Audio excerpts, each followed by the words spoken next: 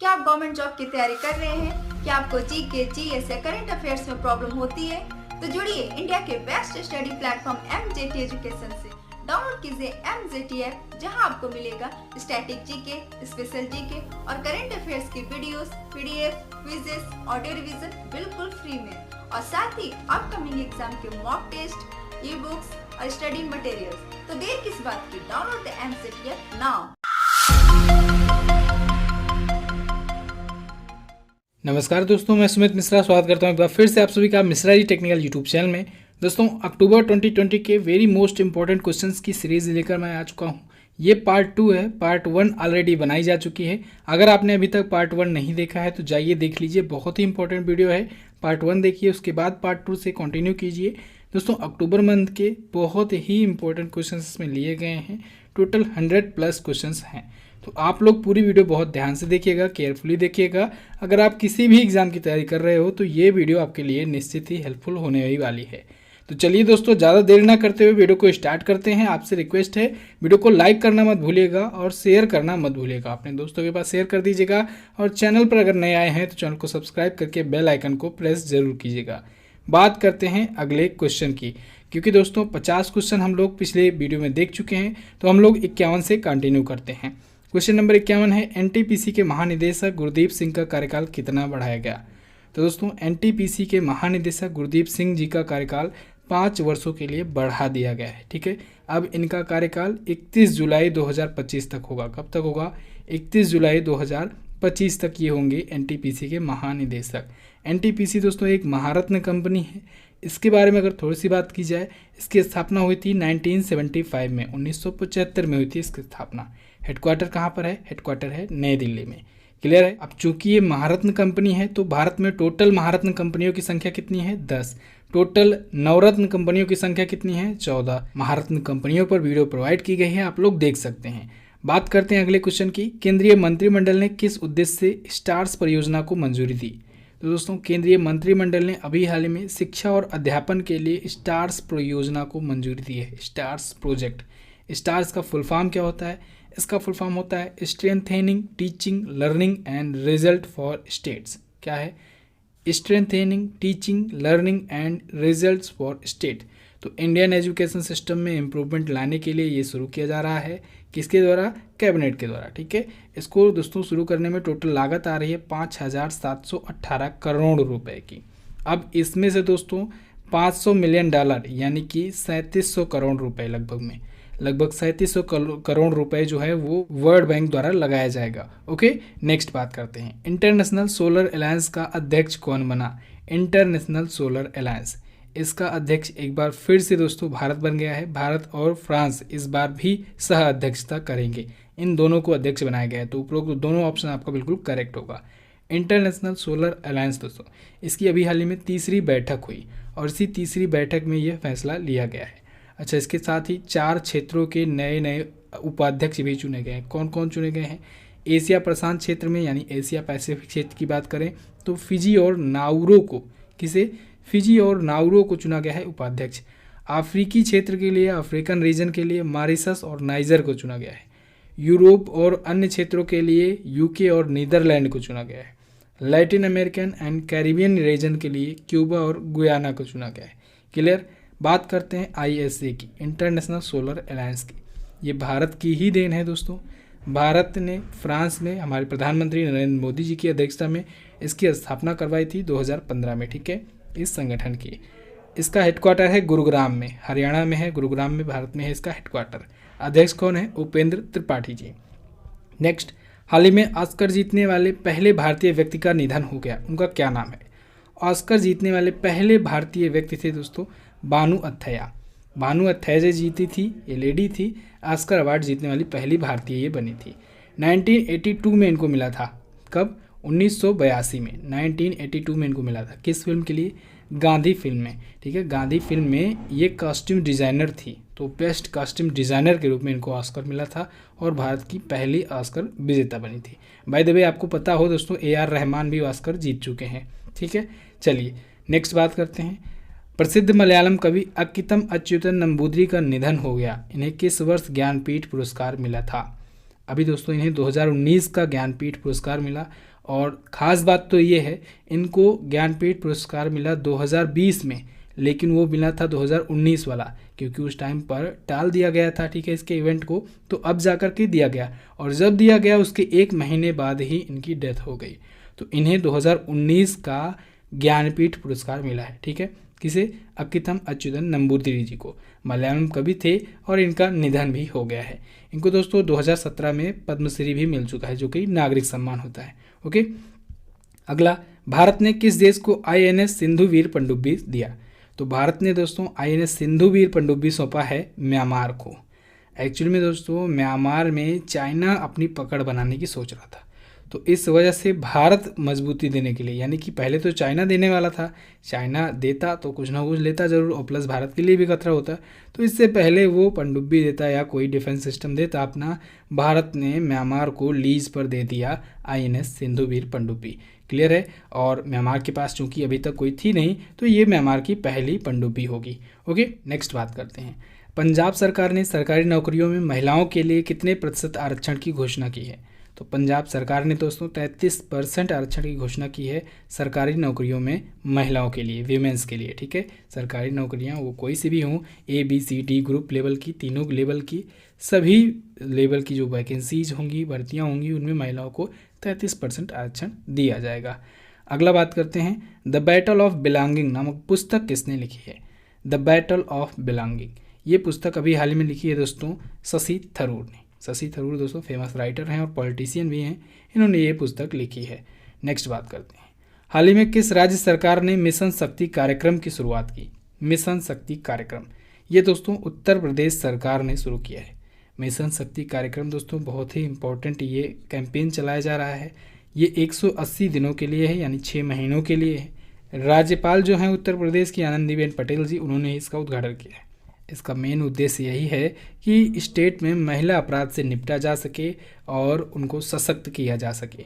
Okay, next बात करते हैं, ग्लोबल पासपोर्ट इंडेक्स के अनुसार दुनिया का सबसे शक्तिशाली पासपोर्ट किसका है?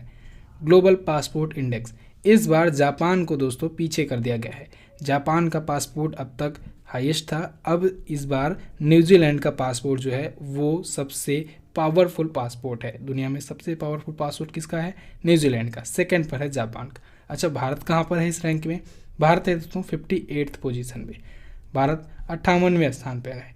अमेरिका 21वें स्थान पर है। नेक्स्ट बात करते हैं, किस राज्य सरकार ने गरीबी रेखा से नीचे रहने वाले परिवारों को 10 रुपये में साड़ी देने की घोषणा की? तो दोस्तों अभी हाल ही में झारखंड राज्य सरकार ने गरीबी रेखा से नीचे, बिलो पॉवर्टी लाइन के परिवारों को, फैमिलीज को 10 रुपये में साड़ी देने की घोषणा की है। तो इसके तहत साल भर में 2 बार ऐसा किया जाएगा, ठीक है।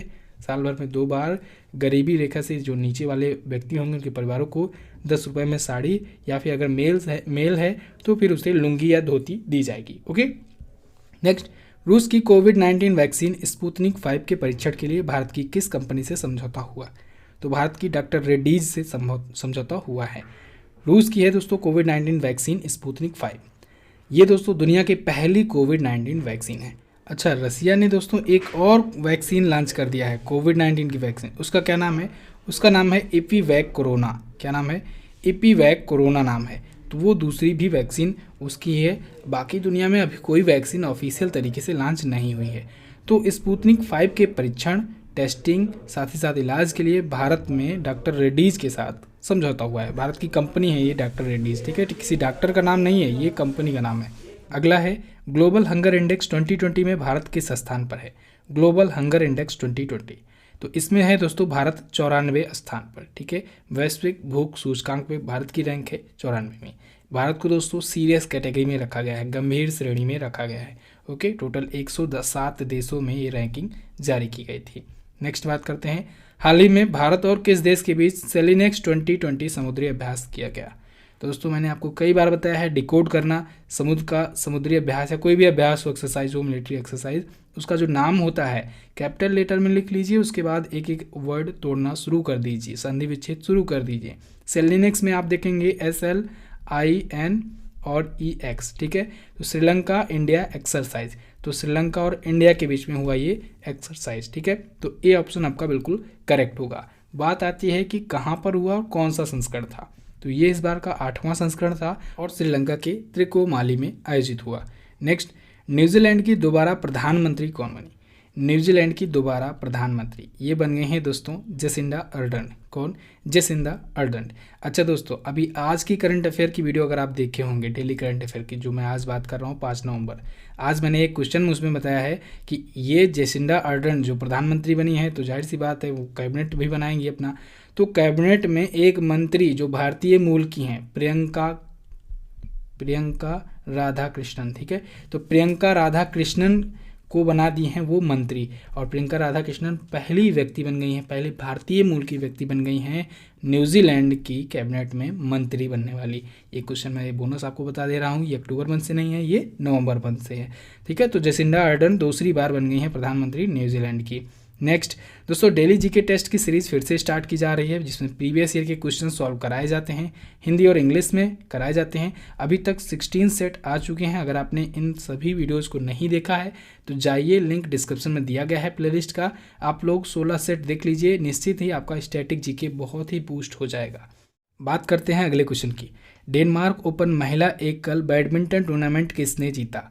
दोस्तों, डेनमार्क ओपन महिला एकल बैडमिंटन टूर्नामेंट जीत लिया है नाजोमी ओकुहारा ने। नाजोमी ओकुहारा ने किसको हरा करके जीता है? कैरोलिना मारिन को हरा करके जीता है, ठीक है। नाजोमी ओकुहारा दोस्तों एक बार की वर्ल्ड बैडमिंटन चैंपियन है और कैरोलिना मारिन 3 बार की वर्ल्ड चैंपियन है। तो बहुत बड़ी बात थी, बहुत बड़ी जीत थी इनकी। अच्छा, भारत की एक है पीवी सिंधु, जानते हैं आप, इन्होंने कब जीता? इन्होंने 2019 का वर्ल्ड बैडमिंटन चैंपियनशिप जीता हुआ है, ठीक है। तो और 2020 का भी हुआ नहीं है ड्यू टू कोविड-19, तो इस वजह से इस बार अभी पूछा जाए करंट टाइम पर चैंपियन कौन है, तो आप क्या बताएंगे? पीवी सिंधु ही तो हुई, क्योंकि 2020 वाला तो अभी हुआ नहीं। जब तक नहीं होगा अगला वर्ल्ड चैंपियन और कोई अगला नया वर्ल्ड चैंपियन नहीं आएगा, तब तक तो पीवी सिंधु ही हुई चैंपियन, ठीक है। चलिए नेक्स्ट बात करते हैं। भारतीय बैंक संघ का अध्यक्ष किसे चुना गया? भारतीय बैंक संघ, इंडियन बैंक्स एसोसिएशन, इसके अध्यक्ष दोस्तों बनाए गए हैं राजकिरण रॉय। कौन? राजकिरण रॉय। ये दोस्तों यूनियन बैंक ऑफ इंडिया के एमडी और सीईओ थे। इन्हें 2020-21 के लिए चुना गया है, ठीक है। किसकी जगह पर आए हैं? रजनीश कुमार जी की जगह पर आए हैं। रजनीश कुमार कौन थे? ये एसबीआई के पूर्व चेयरमैन हैं। नेक्स्ट, मालाबार 2020 नौसैन्य अभ्यास में कौन सा देश शामिल हुआ? ये इंपॉर्टेंट क्वेश्चन है, खास करके नवंबर से सबसे ज़्यादा इंपॉर्टेंट है, क्योंकि मालाबार नौसैन्य अभ्यास दोस्तों 2 स्टेजेस में नवंबर में होने वाला है। इनफैक्ट इसका फर्स्ट स्टेज तो शुरू भी हो गया है, सेकेंड स्टेज इसका शुरू होगा, ठीक है। अभी तो नवंबर मंथ में 2 स्टेज में ये शुरू होगा मालाबार नौसैन्य अभ्यास। और इस बार इसमें दोस्तों 4 देश होंगे, ठीक है। अब तक होता क्या था? अब तक भारत, अमेरिका और जापान के बीच होता था। अब किसके बीच में होगा? अब ऑस्ट्रेलिया भी इसमें शामिल हो गया। तो भारत, अमेरिका, जापान और ऑस्ट्रेलिया, जो क्वाड के 4 देश हैं, वो सभी देश इसमें शामिल हो गए मालाबार 2020 के नौसैन्य अभ्यास में। इसे याद रखिएगा, बहुत इंपॉर्टेंट है ये। अगला क्वेश्चन है, किस देश को एशिया प्रशांत क्षेत्र का ISA विश्वेश्वरैया पुरस्कार 2020 दिया गया? तो दोस्तों अभी हाल ही में जापान को ISA विश्वेश्वरैया पुरस्कार 2020 दिया गया है एशिया पैसिफिक क्षेत्र के लिए। अब इसी के साथ एक और क्वेश्चन अगर आपका लिंक कराया जाए तो नीदरलैंड है डी ऑप्शन में। नीदरलैंड को दोस्तों यूरोप और बाकी क्षेत्रों के लिए चुना गया है ISA विश्वेश्वरैया अवार्ड के विजेता के रूप में, ठीक है। एक्चुअली में ISA जो है, इंटरनेशनल सोलर अलायंस जो है, इसने अभी हाल ही में 3 कैटेगरी में दिए हैं दोस्तों अवार्ड। पहली कैटेगरी है विश्वेश्वरैया पुरस्कार, दूसरी कैटेगरी है कल्पना चावला पुरस्कार और तीसरी कैटेगरी है दिवाकर पुरस्कार। तो विश्वेश्वरैया पुरस्कार मैंने आपको बता दिया, एशिया पैसिफिक रीजन के लिए जापान को और यूरोप और अन्य क्षेत्रों के लिए नीदरलैंड को। कल्पना चावला पुरस्कार की बात करें तो इसमें IIT दिल्ली के डॉक्टर भीम सिंह को दिया गया और दुबई की डॉक्टर हैं आयशा अल नोमी, इनको दिया गया है। और वहीं दिवाकर पुरस्कार की बात की जाए तो अर्पण संस्थान है एक हरियाणा का, उसे मिला है अवार्ड और अरुषि सोसाइटी को मिला है। तो ये सभी चीज़ें आपको याद रखनी चाहिए, बहुत ही इंपॉर्टेंट होती हैं। चलिए नेक्स्ट बात करते हैं, इस बार पहली बार दिया गया है। अगला, हाल ही में केंद्र द्वारा लाए गए कृषि कानून को खारिज करने वाला पहला राज्य कौन बना? ये भी इंपॉर्टेंट क्वेश्चन है। पंजाब राज्य दोस्तों बन गया है पहला राज्य कृषि कानून को खारिज करने वाला, जो केंद्र ने अभी हाल ही में लाया था। आपको याद होगा केंद्र सरकार ने कृषि से संबंधित 3 कानून लाए हुए हैं और इन कानूनों का विरोध काफ़ी ज़्यादा हुआ पंजाब में। यहाँ तक कि पंजाब की ही एक मंत्री थी हरसिमरत कौर बादल जी, ये पंजाब की मतलब हुआ पंजाब की रहने वाली, ठीक है, पंजाब सरकार की मंत्री नहीं, ये भारत सरकार की मंत्री थी, केंद्रीय मंत्री थी, और इन्होंने अपनी कैबिनेट से इस्तीफा भी दे दिया, ठीक है। इन्हें दोस्तों खाद्य और प्रसंस्करण मंत्रालय का मंत्रालय मिला हुआ था, उसके मंत्री पद से इन्होंने इस्तीफा दे दिया। और उसके बाद साथ ही साथ इनका जो दल था, यानी पार्टी का नाम था अकाली दल, अकाली दल ने भारतीय जनता पार्टी के साथ जो कोलैबोरेशन है एनडीए, तो एनडीए भी छोड़ दिया, ठीक है। तो यानी कि आप लोग समझ सकते हैं ये बड़ा क्वेश्चन है, यहाँ से 2-3 क्वेश्चन आप लोग निकाल सकते हैं। एक तो अकाली दल की किस मंत्री ने अभी हाल ही में रिज़ाइन किया मंत्री पद से, तो याद रखिएगा हरसिमरत कौर बादल जी। किस मंत्रालय का प्रभार था, तो खाद्य और प्रसंस्करण मंत्रालय का था। अच्छा, इसके बाद कि इसको सौंपा गया, अतिरिक्त प्रभार किसे दिया गया, तो अतिरिक्त प्रभार दिया गया नरेंद्र सिंह तोमर को, नरेंद्र सिंह तोमर को जो कृषि मंत्री हैं। तो भाई जब मंत्रालय छोड़ देंगी तो अतिरिक्त प्रभार किसी न किसी को देना पड़ेगा, तो नरेंद्र सिंह तोमर जी को देना पड़ा, ठीक है। और ये पंजाब की हैं, पंजाब इनका जुडिशियल हो गया, ठीक है। पंजाब में दोस्तों कांग्रेस की सरकार है और होने वाला है चुनाव, इसी वजह से यहाँ पर आप लोग यहाँ से रिलेटेड क्वेश्चन पा रहे हैं। जैसे अभी शुरुआत में एक मिला 33% महिलाओं को आरक्षण, एक क्वेश्चन आपको यहाँ भी मिल गया, ठीक है। कृषि कानून को खारिज करने वाला पहला राज्य बन गया है पंजाब। ओके, नेक्स्ट बात करते हैं। अगला, नासा ने चंद्रमा पर 4G LTE नेटवर्क स्थापित करने के लिए किस कंपनी को चुना है, तो NASA, national aeronautics and space administration, ये अमेरिका की स्पेस एजेंसी है, गवर्नमेंट स्पेस एजेंसी है, और इसने दोस्तों नोकिया के साथ समझौता किया है चंद्रमा पर 4G LTE नेटवर्क स्थापित करने के लिए। नासा का लक्ष्य है कि 2024 तक, कब तक, 2024 तक मनुष्यों को चंद्रमा पर ठहराया जाए, ना सिर्फ ले जाया जाए बल्कि वहाँ पर ठहराया जाए, ठीक है। और ये नासा के आर्टेमिस मिशन का हिस्सा है, किसका, आर्टेमिस मिशन का हिस्सा है। अभी कौन बनेगा करोड़पति में, 1 करोड़ रुपए का सवाल था ये। किस मिशन के तहत मानव को चंद्रमा पर भेज रहा है नासा, तो आर्टेमिस मिशन था। आप लोग 1 करोड़ जीत गए हैं, ठीक है। हालांकि जिनसे ये सवाल पूछा गया था वो हमारी वीडियो देखे नहीं थे और इस वजह से वो गलत कर गए और फिर उनको 1 करोड़ नहीं मिला, लेकिन आप लोग को मिल जाएगा। चलिए नेक्स्ट बात करते हैं। टैक्स पेमेंट के लिए फेस वेरिफिकेशन शुरू करने वाला दुनिया का पहला देश कौन बना, तो बन गया है सिंगापुर। होगा क्या कि अब टैक्स पेमेंट के लिए वहाँ पर फेशियल वेरिफिकेशन कराया जाएगा। ऐसी टेक्नोलॉजी लाने वाला ये दुनिया का पहला देश बन गया है सिंगापुर। सिंगापुर से एक क्वेश्चन और रिवाइज कराता हूँ, ये भी नवंबर से ही है, ठीक है। याद रखिएगा नवंबर हो या अक्टूबर, अगर आप एग्जाम आगे आने वाले महीनों में देना चाहते हैं तो इंपॉर्टेंट है ही। सिंगापुर से वो क्वेश्चन क्या है, इसने दोस्तों 1000 सिंगापुर डॉलर का, इसकी जो करेंसी है 1000 सिंगापुर डॉलर, इसको बंद करने की, इसकी छपाई बंद करने की घोषणा की है। कब बंद कर देगा, जनवरी 2021 में। नेक्स्ट बात करते हैं। एनीमिया मुक्त भारत सूचकांक में शीर्ष राज्य कौन है, एनीमिया मुक्त भारत सूचकांक, टॉप स्टेट है हरियाणा। ओके दोस्तों, भारत में एनीमिया के प्रसार को कम करने में, उसको रोकने में स्वास्थ्य और परिवार कल्याण मंत्रालय जो है, केंद्रीय मंत्रालय, और यूनिसेफ, इन दोनों ने मिल करके एनीमिया मुक्त भारत पहल शुरू की थी। और उसी के तहत ये सब चेक किया जा रहा था कि कौन कितना ज़्यादा टीकाकरण अपने अपने स्टेट में करवा रहा है। तो वहाँ पर निकल के आई रिपोर्ट कि हरियाणा जो है यहाँ पर 93% टीकाकरण हुआ है, ठीक है।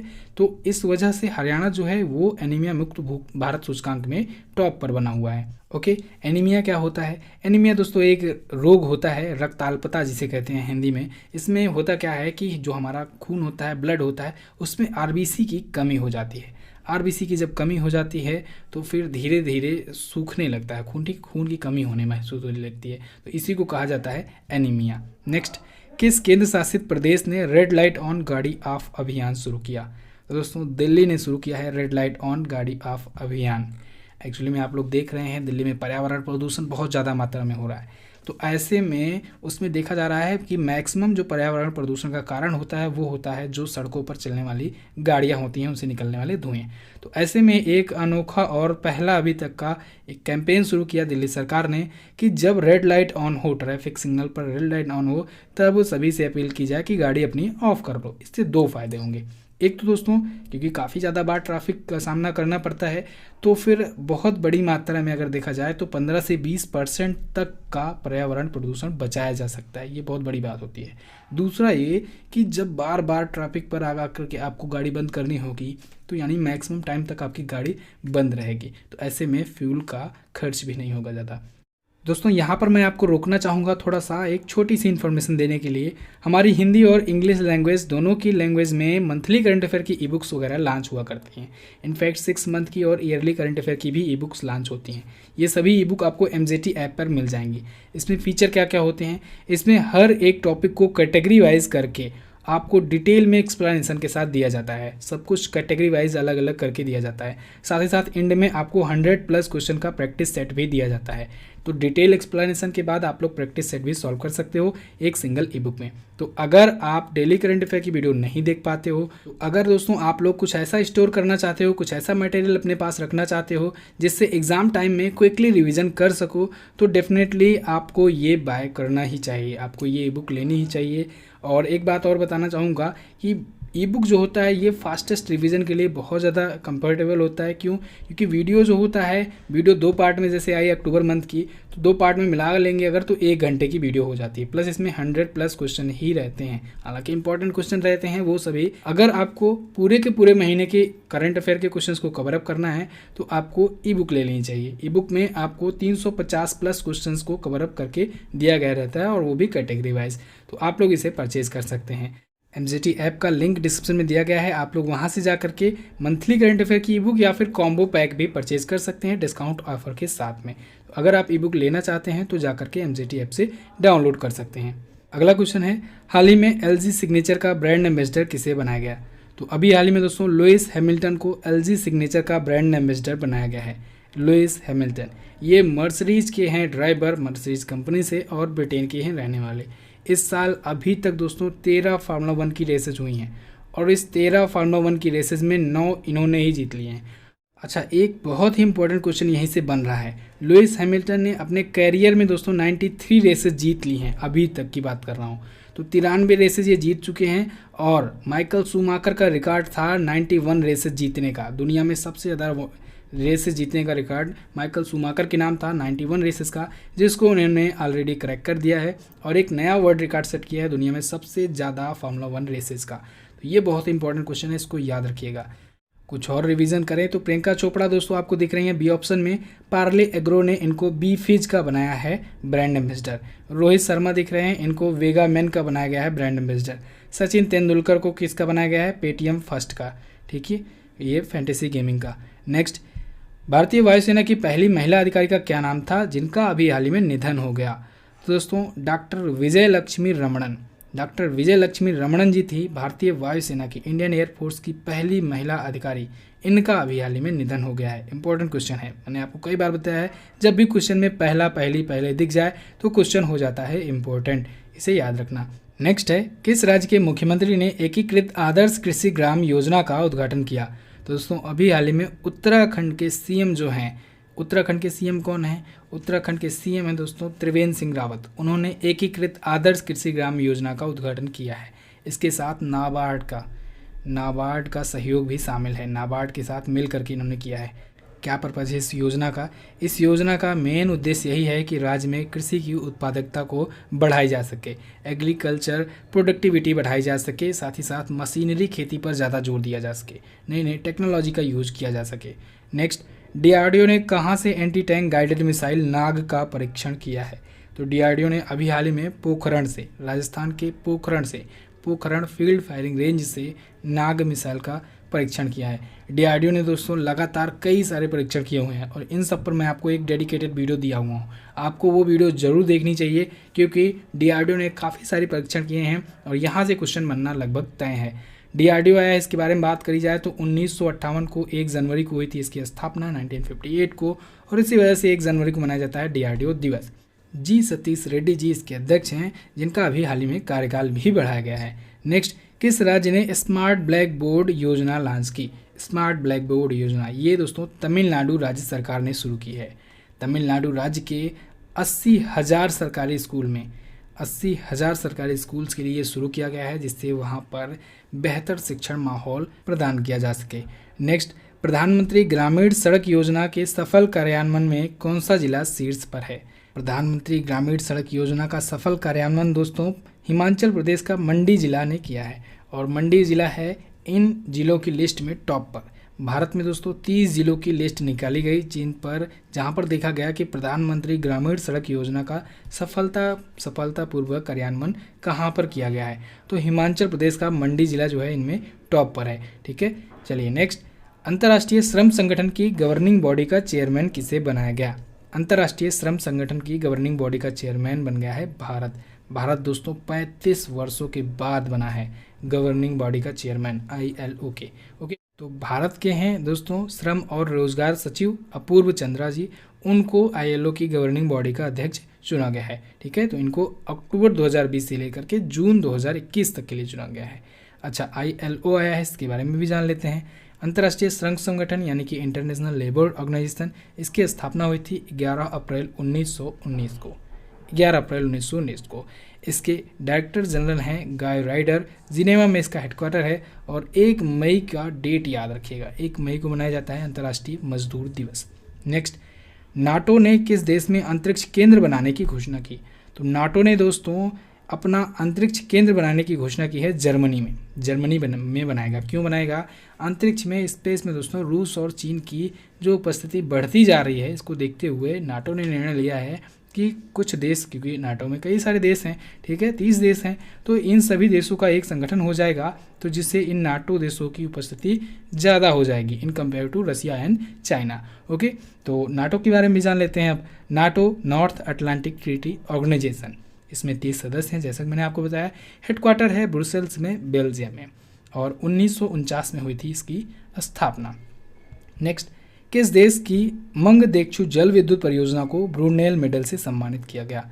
दोस्तों मंगदेचु जल विद्युत परियोजना हाइड्रो पावर प्रोजेक्ट, ये है भूटान की परियोजना और इसको ब्रूनेल मेडल से सम्मानित किया गया है बेस्ट सिविल इंजीनियरिंग की प्रदर्शन के लिए। ठीक है, अच्छा, भूटान का जो ये प्रोजेक्ट है ये भारत के ही सहयोग से तो बनाया गया था। अभी प्रधानमंत्री नरेंद्र मोदी जी ने इसका उद्घाटन किया था। कब किया था? 17 अगस्त को 2019 को प्रधानमंत्री मोदी जी ही गए थे उद्घाटन में। ठीक है, और ये परियोजना के बारे में बात करें 720 मेगावाट की है। ठीक है, 720 मेगावाट की ये परियोजना है, प्रोजेक्ट है, और इसको बनाने में लागत आई है टोटल 4,500 करोड़ रुपए की। ओके, नेक्स्ट बात करते हैं, किस भारतीय एयरपोर्ट को विश्व का दूसरा सबसे सुरक्षित एयरपोर्ट चुना गया है। एक्चुअली में क्वेश्चन ये है कि कोरोना प्रोटोकॉल को फॉलो करने के मामले में भारतीय एयरपोर्ट जो है वो कौन सा भारतीय एयरपोर्ट है जिसको विश्व का दूसरा सबसे सुरक्षित एयरपोर्ट चुना गया है। तो वो है दोस्तों इंदिरा गांधी इंटरनेशनल एयरपोर्ट दिल्ली का। ठीक है, दिल्ली में है इंदिरा गांधी इंटरनेशनल एयरपोर्ट, इसको विश्व का दूसरा सबसे सुरक्षित एयरपोर्ट चुना गया है कोविड-19 प्रोटोकॉल को फॉलो करने के मामले में। पूरी डिटेल जानिए इस क्वेश्चन की। दोस्तों एक है सेफ ट्रेवल बैरोमीटर, उसने एक लिस्ट जारी की है, एक रैंकिंग जारी की है जो कि दुनिया के 200 एयरपोर्ट को लिस्टेड की गई है जिसमें, और इसमें बताया गया है कि दुनिया का सबसे जो सेफेस्ट है, जो जहां पर कोविड-19 प्रोटोकॉल बहुत ही अच्छे तरीके से फॉलो हो रहा है, उसमें टॉप पर है सिंगापुर का चांगी एयरपोर्ट। कौन सा? सिंगापुर का चांगी एयरपोर्ट। अब दूसरे नंबर पर जो है, दूसरे नंबर पर 3 कंट्रीज के, किसके? 3 कंट्रीज के एयरपोर्ट हैं। कौन कौन? एक तो है भारत का इंदिरा गांधी इंटरनेशनल एयरपोर्ट दिल्ली वाला, दूसरा एक है जर्मनी का फ्रैंकफर्ट एयरपोर्ट, और तीसरा चीन का है चेंगदू एयरपोर्ट। तो ये तीनों ही सेकंड पर हैं, ध्यान रखिएगा, तीनों ही सेकंड पोजीशन पर हैं। एक्चुअली में एक पॉइंट होता है, डिसाइड होता है, जो जो उतने पॉइंट पाया रहता है उनको उसी लिस्ट पे रख दिया जाता है। नेक्स्ट, अंतर्राष्ट्रीय मुद्रा कोष में शामिल होने वाला 190वां सदस्य देश कौन बना। तो 190वां सदस्य देश दोस्तों बन गया है अंडोरा। कौन? अंडोरा बन गया है 190वां सदस्य देश इंटरनेशनल मॉनेटरी फंड में शामिल होने वाला। इंडोरा की बात करें तो इंडोरा दोस्तों ये फ्रांस और स्पेन के बीच में एक माइक्रो स्टेट है, स्थित है, वहीं पर है ये यूरोप का सबसे बड़ा माइक्रो स्टेट है इंडोरा। ठीक है, इंटरनेशनल मॉनेटरी फंड के बारे में भी जान लीजिए। 1945 में हुई थी इसकी स्थापना। 1945 में क्रिस्टलिना जॉर्जिवा है इसकी मैनेजिंग डायरेक्टर, और वाशिंगटन DC में है हेडक्वार्टर। अगला, ओडिशा सरकार ने सुनंदा पटनायक के सम्मान में सुनंदा पुरस्कार की घोषणा की। सुनंदा पटनायक कौन है? सुनंदा पटनायक जी दोस्तों काफ़ी फेमस गायिका थी, उड़िया गायिका थी, और ओडिशा सरकार ने इनके सम्मान में सुनंदा पुरस्कार की स्थापना की है। ठीक है, सुनंदा सम्मान की घोषणा की है। अच्छा, इसका नाम बदल करके किया गया है। उड़ीसा में जो उड़ीसा संगीत नाटक अकादमी पुरस्कार दिया जाता था उसी का नाम चेंज करके अब सुनंदा पुरस्कार कर दिया गया है। ठीक है, तो इसके तहत 2.5 लाख रुपए दिए जाएंगे इस अवार्ड के तहत, प्लस एक सर्टिफिकेट दिया जाएगा। नेक्स्ट, 24 अक्टूबर 2020 को विश्व के सबसे लंबे मंदिर रोपवे का उद्घाटन किसने किया? तो विश्व के सबसे लंबे मंदिर रोपवे का उद्घाटन किया दोस्तों प्रधानमंत्री नरेंद्र मोदी जी ने। इसका क्या नाम है? इसका नाम है दोस्तों गिरनार रोपवे। क्या नाम है? गिरनार रोपवे। ये गिरनार पहाड़ी पर स्थित है। अंबाजी मंदिर के लिए ये बनाया गया है। ठीक है, अंबाजी मंदिर जाने के लिए 2.3 किलोमीटर की दूरी होती थी। अब ये दूरी सिर्फ 7.5 मिनट में पूरी की जा सकेगी। ठीक है, 130 करोड़ की लागत से ये बनाया गया है। चलिए नेक्स्ट बात करते हैं। हाल ही में कहाँ पर पहली बार पंचायती राज अधिनियम अपनाने की मंजूरी दी गई? तो जम्मू कश्मीर में दोस्तों पहली बार पंचायती राज अधिनियम अपनाने की मंजूरी मिल गई है कैबिनेट की, केंद्रीय कैबिनेट की। नेक्स्ट, रिलायंस जियो ने किस कंपनी के साथ मिलकर 5G टेक्नोलॉजी का सफलतम परीक्षण किया? रिलायंस जियो ने दोस्तों क्वालकॉम के साथ समझौता किया है और इसके साथ मिलकर के 5G टेक्नोलॉजी की टेस्टिंग की है। कहाँ पर की है? अमेरिका में की है। और इस टेस्टिंग के तहत रिजल्ट ये निकल कर के आया कि मैक्सिमम स्पीड 1 Gbps तक मिली है। कितनी? 1 Gbps तक। तो इंडिया में जब आ जाएगी तो 1 Gbps तक की स्पीड इंडिया में भी मिल सकेगी। नेक्स्ट, पुर्तगाल ग्रैंड प्रिक्स 2020 फार्मूला 1 रेस किसने जीती है? तो इसको भी जीता लुइस हैमिल्टन ने। ठीक है, पुर्तगाल ग्रैंड प्रिक्स। और जैसा कि मैंने अभी आपको सब कुछ बताया इनके बारे में, ये 93 रेस जीत चुके हैं अभी तक की, जब मैं वीडियो रिकॉर्ड कर रहा हूँ तब। ठीक है, लुइस हैमिल्टन मर्सिडीज के खिलाड़ी हैं और ब्रिटेन के रहने वाले हैं। प्रधानमंत्री आत्मनिर्भर स्वनिधि योजना को लागू करने में शीर्ष राज्य कौन है? तो शीर्ष राज्य है दोस्तों उत्तर प्रदेश। प्रधानमंत्री आत्मनिर्भर निधि योजना। अच्छा, इस योजना का फुल फॉर्म होता है दोस्तों प्रधानमंत्री यानी prime minister SVA street vendor Atmanirbhar Nidhi. निधि को हम लोग ऐसे लिखेंगे। ठीक है, और बाकी इसका होता है full form street vendor Atmanirbhar Nidhi योजना। यही है स्वनिधि योजना, प्रधानमंत्री स्वनिधि योजना। इसमें उत्तर प्रदेश है सबसे ज़्यादा लोन देने के मामले में शीर्ष पर। ठीक है, इसके तहत स्ट्रीट वेंडर्स जो होते हैं उनको लोन दिया जाता है 10,000 रुपये तक का। अगला, हाल ही में किस देश ने भारत के साथ 2+2 लेवल की वार्ता की? तो दोस्तों इंडिया ने अमेरिका के साथ अभी हाल ही में 2+2 लेवल की वार्ता की है। इस पर 5 समझौतों पर हस्ताक्षर हुए हैं। इन सभी समझौतों को मैं आपको डेली करंट अफेयर में डिटेल में समझाया हूँ, साथ ही साथ ई बुक में भी आपको डिटेल में दिया हूँ। जैसे कि मैंने आपको बताया, अगर आप डेली करंट अफेयर नहीं देख पाते हो, अगर आप समय नहीं निकाल पाते हो डेली करंट अफेयर की वीडियो देखने का, तो आपको ई बुक ले लेनी चाहिए। सिर्फ 20 रेट्स में ई बुक होती है और बाकी की ई बुक तो 15 रेट्स में ही है। तो आप लोग उसे ले सकते हैं। पूरे महीने की डिटेल करंट अफेयर आपको मिल जाएगी एक सिंगल ई बुक में। बात करें अगर इस 2+2 लेवल की वार्ता की, तो 2+2 का मतलब होता है भारत के 2 मंत्री और अमेरिका के 2 मंत्री। लेकिन कौन कौन से 2 मंत्री? भारत के रक्षा मंत्री और विदेश मंत्री। ऐसे अमेरिका के रक्षा मंत्री और विदेश मंत्री। तो भारत के रक्षा मंत्री राजनाथ सिंह और विदेश मंत्री S जयशंकर जी, इन्होंने अमेरिका के मार्क T एस्पर जो कि रक्षा मंत्री हैं, रक्षा सचिव हैं, और विदेश मंत्री माइक पोम्पियो के साथ समझौता किया है। तो ये हुई 2+2 लेवल की वार्ता। 2 इधर से 2 उधर से। तो इस पर दोस्तों 5 बहुत ही इंपॉर्टेंट समझौतों पर हस्ताक्षर हुए हैं, जिसमें जो सबसे इंपॉर्टेंट उसके बारे में आपको बता दे रहा हूँ। BACA समझौता, ये बहुत ही इंपॉर्टेंट है। इसके तहत क्या होगा, इसका फुल फॉर्म पहले जानिए। इसका मतलब होता है basic exchange and cooperation agreement. इसका मतलब ये हुआ कि भारत और अमेरिका आपस में दोनों लोग कभी भी जो भी मिलिट्री रिलेटेड कम्युनिकेशन होंगे या फिर इंफॉर्मेशन जो होंगी किसी कंट्री की, या फिर एक दूसरे के मिलिट्री बेस, एयर बेस वगैरह आपस में शेयर कर सकेंगे कभी भी कहीं भी। उसके लिए दोबारा से परमिशन लेने की ज़रूरत नहीं पड़ेगी। ओके, सिंपल सी बात समझिए। बाकी के अगर आपको जानना है तो आप लोग ई बुक में देख सकते हैं या फिर डेली करंट अफेयर की वीडियोज़ में देख सकते हैं। चलिए नेक्स्ट बात करते हैं। फोर्ब्स की वर्ल्ड बेस्ट एम्प्लॉयर लिस्ट 2020 में शीर्ष पर कौन है? तो बेस्ट एम्प्लॉयर लिस्ट 2020 में टॉप पर है दोस्तों सैमसंग। सैमसंग दोस्तों ये दक्षिण कोरिया की कंपनी है और सैमसंग के ही जो अध्यक्ष थे और दक्षिण कोरिया के सबसे अमीर व्यक्ति थे ली कुन, इनका निधन भी अभी हाल ही में हुआ है। तो एक क्वेश्चन ये भी याद रखिएगा, ली कुन सैमसंग के अध्यक्ष थे और दक्षिण कोरिया के सबसे अमीर व्यक्ति थे, इनका निधन हो गया है। तो बाय द वे सैमसंग जो कंपनी है ये बेस्ट एम्प्लॉयर लिस्ट में टॉप पर बनी हुई है फोर्ब्स की। ठीक है, इंडिया में अगर बात की जाए तो इंडिया में PSU की भी लिस्ट अभी हाल ही में जारी की थी फोर्ब्स ने, और इस PSU की लिस्ट में NTPC जो है ये सबसे ऊपर है। ठीक है, PSU यानी कि पब्लिक सेक्टर अंडरटेकिंग। नेक्स्ट, हाल ही में जापान ने कब तक शून्य कार्बन उत्सर्जन की घोषणा की? तो जापान ने घोषणा की है कि 2050 तक वो 0 कार्बन एमिशन के अपने टारगेट को पूरा कर लेगा। एक लक्ष्य रखा है कि शून्य कार्बन एमिशन वाला देश बन जाएगा जापान 2050 तक। नेक्स्ट, किस देश ने मास्क न पहनने वालों को कोई सेवाएं न देने की घोषणा की? तो बांग्लादेश ने घोषणा की है कि no mask no service. No mask no service नाम का एक कैंपेन चल रहा है। इसके तहत जो लोग मास्क पहनकर नहीं जाएंगे उनको कोई सेवाएं नहीं प्रोवाइड की जाएंगी। नेक्स्ट, किस राज्य सरकार ने प्रत्येक जिले में मानव तस्करी विरोधी पुलिस स्टेशन स्थापित करने की घोषणा की? उत्तर प्रदेश सरकार ने यह घोषणा की है कि उत्तर प्रदेश के सभी 75 जिलों में मानव तस्कर विरोधी पुलिस स्टेशन स्थापित किए जाएंगे। इससे क्या होगा? इससे महिलाओं और बच्चों का जो अपहरण हुआ करता था उस पर बहुत बड़ी मात्रा में रोक लगाई जा सकेगी। अगला, नासा के किस टेलीस्कोप ने चंद्रमा की सतह पर पानी होने की पुष्टि की?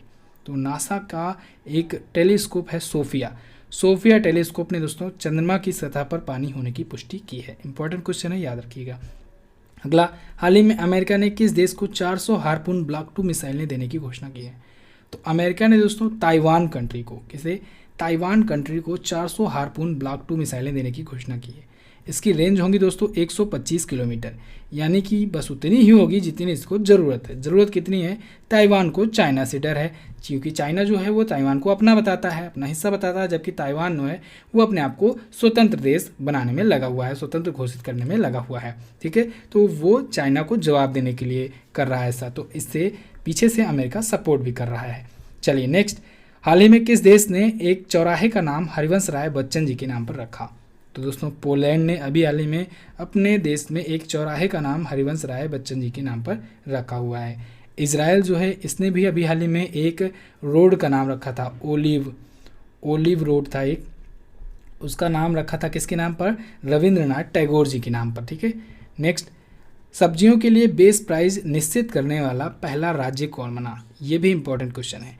तो केरल बन गया है दोस्तों पहला राज्य जो सब्जियों के लिए बेस प्राइस बिल्कुल फिक्स कर देगा। ठीक है, और ये बेस प्राइस कितना फिक्स होगा? इसमें ध्यान ये रखा जाएगा कि जितना प्रोडक्शन की लागत आ रही है, कोई भी कॉस्ट जितनी आ रही है प्रोडक्शन में, यानी लागत की जो आ रही है मूल्य सब्जियों के उत्पादन में, उसका 20% अधिक, ठीक है, 20% बढ़ा करके उसका रेट फिक्स कर दिया जाएगा, और ऐसा करने वाला पहला राज्य बन गया है। अगला, नोएडा मेट्रो ने LGBT समूह को समर्पित स्टेशन का नाम क्या रखा? तो दोस्तों LGBT ग्रुप को समर्पित था स्टेशन सेक्टर 50 नोएडा का। तो सेक्टर 50 का नाम अब चेंज कर दिया गया है, अब इसका नाम प्राइड स्टेशन कर दिया है। LGBT ग्रुप के लिए ये डेडिकेटेड था। LGBT मतलब lesbian, gay, bisexual and transgenders. Next, राष्ट्रीय एकता दिवस किस महापुरुष की जयंती पर मनाया जाता है? तो दोस्तों लौह पुरुष सरदार वल्लभ भाई पटेल जी की जयंती पर राष्ट्रीय एकता दिवस प्रत्येक वर्ष 31 अक्टूबर को मनाया जाता है। बहुत ही इंपॉर्टेंट ये 31 अक्टूबर को मनाया जाता है। ठीक है, सरदार वल्लभ भाई पटेल जी से मैंने आपको बहुत सारे पॉइंट्स बताए थे। आज आपका क्वेश्चन है, आप लोग बताइए कमेंट करके कि सरदार वल्लभ भाई पटेल जी से आपको कितने पॉइंट्स याद हैं, कमेंट कीजिए, बताइए। नेक्स्ट, हाल ही में किस भारतीय सेना ने SAI नामक स्वदेशी मोबाइल ऐप लॉन्च किया? तो अभी हाल ही में दोस्तों भारतीय थल सेना ने, इंडियन आर्मी ने SAI नामक एक स्वदेशी मोबाइल ऐप को लॉन्च किया। ये बेसिकली मैसेजिंग मोबाइल ऐप है, जैसे आपका व्हाट्सएप होता है, टेलीग्राम होता है, सेम ऐसे ही फीचर्स से लैस ये भी है SAI। इसका फुल फॉर्म होता है secure application for the internet. ऐसा इसलिए किया गया है जिससे जो हमारा डाटा हो मिलिट्री का, वो एक दूसरे के बीच ही रहे, कोई तीसरा उसको हैक ना कर पाए, कोई खुफिया जानकारियाँ लीक ना होने पाए। नेक्स्ट बात करते हैं, हाल ही में कहाँ पर प्लास्टिक प्रीमियर लीग टूर्नामेंट आयोजित किया गया? ये इंपॉर्टेंट क्वेश्चन है। प्लास्टिक प्रीमियर टूर्नामेंट इंदौर में आयोजित किया गया। भारत की सबसे स्वच्छ सिटी है, लगातार 4 बार से इंदौर इसने दोस्तों प्लास्टिक प्रीमियर लीग टूर्नामेंट शुरू किया है। एक अनोखा टूर्नामेंट है, किस लिए? जिससे अवेयरनेस फैलाई जा सके कि लोग सिंगल यूजेबल प्लास्टिक को ना यूज करें। ओके, अगला, बांग्लादेश के सर्वोच्च नागरिक पुरस्कार का क्या नाम है जिससे अभी हाल ही में 8 व्यक्तियों को दिया गया? बांग्लादेश का सर्वोच्च नागरिक पुरस्कार, ये बहुत इंपॉर्टेंट क्वेश्चन है दोस्तों। भारत के पड़ोसी जो देश हैं उनके सर्वोच्च नागरिक पुरस्कार कौन कौन से होते हैं ये आपको बिल्कुल पता होना चाहिए। तो इसके सर्वोच्च नागरिक पुरस्कार का नाम होता है स्वाधीनता पुरस्कार या स्वाधीनता सम्मान। तो इसकी घोषणा की जा चुकी है और ये दिया जाएगा बांग्लादेश के स्वतंत्रता दिवस पर, यानी कि 26 मार्च को। अच्छा, बांग्लादेश का स्वतंत्रता दिवस इस बार आपके एग्जाम पॉइंट ऑफ व्यू से इम्पोर्टेंट है। क्यों?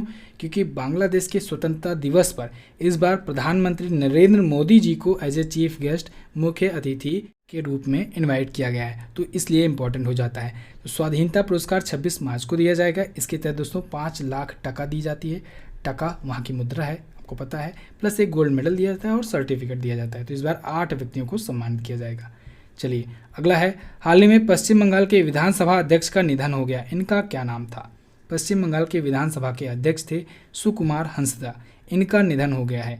अच्छा, एक क्वेश्चन और इसी से आपका लिंक कराना चाहूँगा, केशुभाई पटेल, इनका भी निधन हो गया है। केशुभाई पटेल जी दोस्तों ये गुजरात के पूर्व सीएम थे, पूर्व मुख्यमंत्री थे, 2 बार के मुख्यमंत्री रह चुके थे और 1995 में पहली बार बीजेपी की सरकार इन्होंने ही वहाँ पर बनवाई थी।